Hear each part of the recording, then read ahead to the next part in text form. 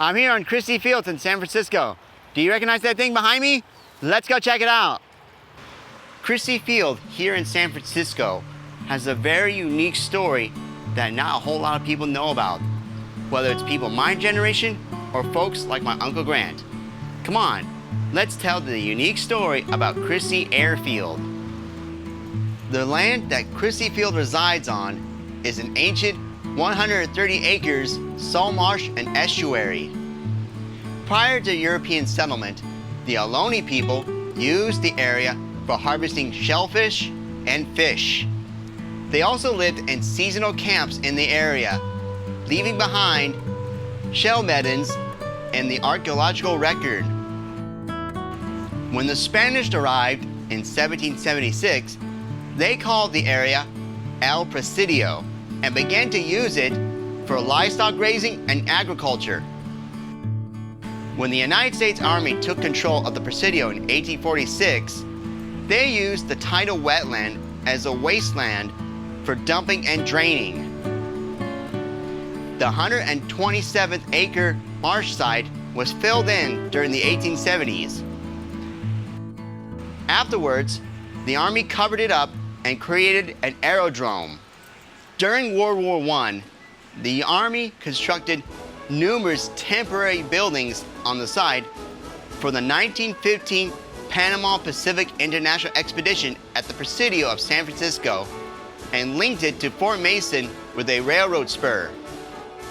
In June 1919, the Army assigned Colonel Henry H. Arnold of the Air Service as Air Officer, Western Division, and directed him to convene a board of 4 officers to select the site.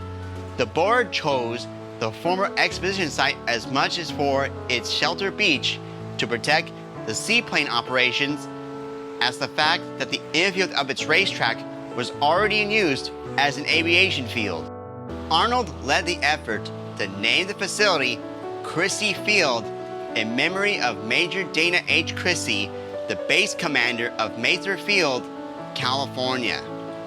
Crissy and his observer died on October 8, 1919 in the crash of their de Havilland DH-48B airplane while attempting a landing at Salt Lake City, Utah.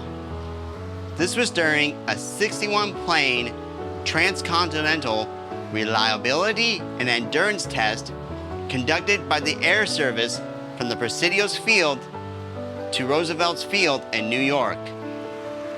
Having this new airfield named after him was a great honor to a man who helped pioneer what would become the United States Air Force. Other aeronautical facts about Crissy Field include the first successful dawn to dusk transcontinental flight across the United States ended at Crissy Field in June 1924. That same year, the Army's first aerial circumnavigation of the world stopped at Crissy Field, and Lowell H. Smith, who was stationed at the field, led the flyers upon their return. Originally, Crissy Field was considered ideal for air operations. However, wind and fog often made for poor flying operations, and the construction of the Golden Gate Bridge threatened to make local air flights more difficult. Also, the 3,000-foot runway was too short for more heavily loaded aircraft. The Army also considered Crissy Field vulnerable to possible enemy ship attacks due to its location on the water's edge of the San Francisco Bay. In 1936, Hamilton Field opened in Marin County, and while Crissy Field ceased to be a first-line airbase, air operations continued until the 1970s. When the Air Corps left, the administration building served as the headquarters for the 30th Infantry Regiment, and the landing field was used as an assembly area for troop mobilization. During World War II, temporary wooden barracks and classrooms were built on the site for the Army's Military Intelligence Service Language School. Nisei soldiers Japanese Americans who enlisted in the armed forces were also trained as battlefield interpreters. After World War II, a paved runway replaced the grass landing field, and the 6th Army Flight Detachment used Crissy Field for light utility and passenger airplanes and helicopter operations. During the Vietnam War, the Army used Crissy Field for liaison flights and medevac flights to transport wounded Vietnam soldiers 40 miles from Travis Air Force Base to the Presidio's Letterman Army Hospital, a trip that would have taken longer by ambulance due to possible delays by traffic into San Francisco.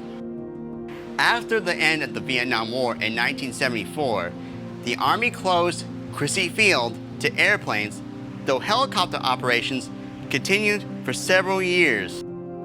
As part of the national reduction in the number of functioning military bases, the Army decommissioned the Presidio in 1994, leaving Crissy Field a jumble of asphalt and forsaken buildings in the hands of the National Park Service.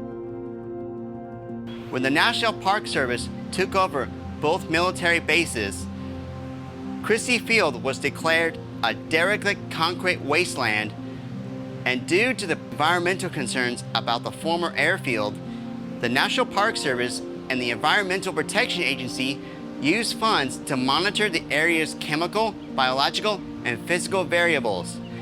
The National Park Service eventually worked with the Golden Gate National Parks Conservancy to revitalize the area, and the Crissy Field Center was open to the public in 2001. Today, Crissy Field is now part of an urban national park, which, due to its location and scenic views, is visited by both locals and tourists.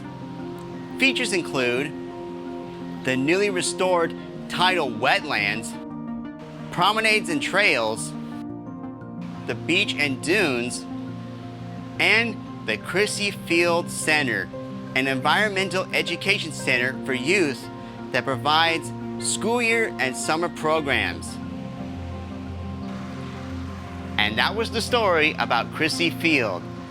This was quite a flight of a story, full of aeronautical history. If you like this video and want to see more, like, comment, and subscribe to see future adventures. I hope to see you soon. But in the meantime, see you later, folks, and may your gifts bless the world.